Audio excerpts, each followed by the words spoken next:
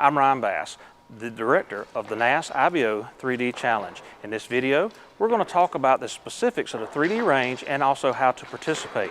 But before we get into those details, we're going to discuss how all this came to be.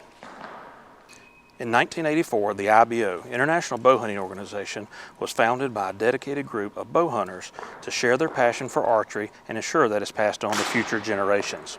Then, in 2002, NASP, the National Archery in Schools program, was founded to improve students' educational performance by using archery to teach focus, self-control, discipline, and patience.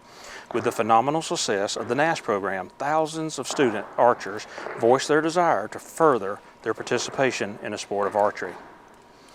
In 2014, these two influential leaders in the sport of archery heard those students' wishes and partnered together to provide NASP archers what they wanted, and that is another shooting opportunity in the form of 3D archery. With this collaboration bringing together the International Bow Hunting Organization's expertise in 3D archery and the National Archery in Schools program's desire to continue to provide opportunities for their students, a new program was conceived, and what you see, the NASP IBO 3D Challenge, was born. The NASP IBO 3D Challenge was created to allow NASP archers to participate in 3D archery using the same equipment they already have and are comfortable using. They use the same Genesis bow, Easton arrows, and the same whistle commands are used while running the range. NASP IBO 3D even incorporates the same shooting distances they use in NASP Bullseye. So what we have created is the easiest and most cost-effective transition into the world of 3D archery. Now here to tell us more about the NASP IBO 3D range is our NASP IBO Regional Coordinator, Joel Zimmer. The NASP IBO 3D Challenge range consists of 6 Reinhardt 3D targets. At 15 meters, we have the stone sheep, then the North American whitetail, the antelope, the cinnamon bear, the coyote, and then at the familiar 10-meter mark, we have the turkey. The range was designed so that the NASP archer could shoot from familiar distances, yet allow them to experience an important part of IBO 3D archery, learning to judge distance and adjust their aiming point for the targets at unknown distances. This aspect presented a new challenge for the NASP archers, and the students loved it. The turkey is set at the familiar 10-meter mark, and the stone sheep is set at the 15-meter mark. The 4 remaining targets are set on a diagonal line between the two, making the archer determine the distance to the target and adjust their aiming point accordingly to hit the scoring rings. Each archer will shoot all 6 3D targets to complete a full flight.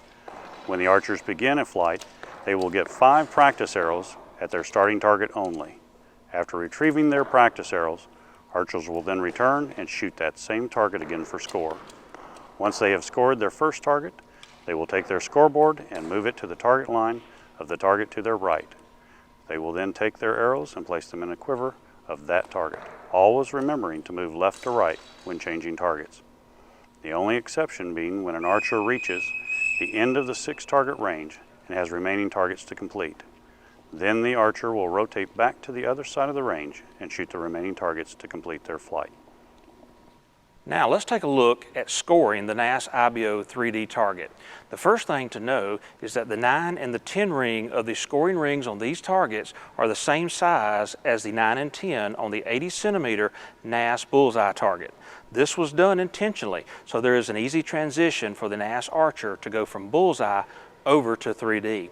The scoring rings for these targets goes like this: 10, the 9 ring, the oblong 8, and then everything else on the animal is a 7 unless you hit any of the antlers or horns, and those are scored a 0. Another 0 would be the stump on the turkey. While scoring the NASP IBO 3D target, if an arrow is touching the indent of a scoring ring, it is always scored the higher value. In this instance, this arrow would be scored a 10.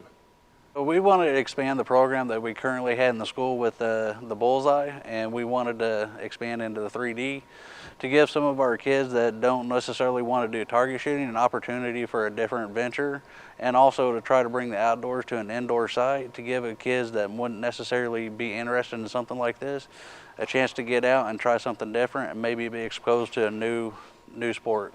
I like the NASP IBO 3D challenge because it opens my eye to a whole new perspective of archery. It gives us something extra to look forward to. It's an extra challenge, and it helps improve our bullseye scores.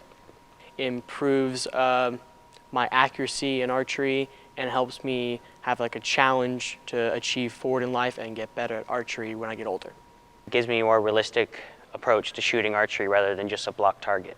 We've seen an increase with majority of our archers that do want to do 3D. We have found that it actually improves their scores with bullseye, and eventually it does bring their scores within 3D up. And the reason we feel is because it gives the kids a variety of different targets and ranges to shoot at, and it makes the kids try to shoot outside of the normal of the bullseye. And so it gives them a variation and allows them to learn they don't have to aim in just one spot to shoot a target at any distance. On behalf of NASP and the IBO, we want to thank you for watching this video. We hope it's shown you how easy it is to transition your NASP archers from NASP Bullseye over to 3D. We look forward to seeing you at a tournament soon.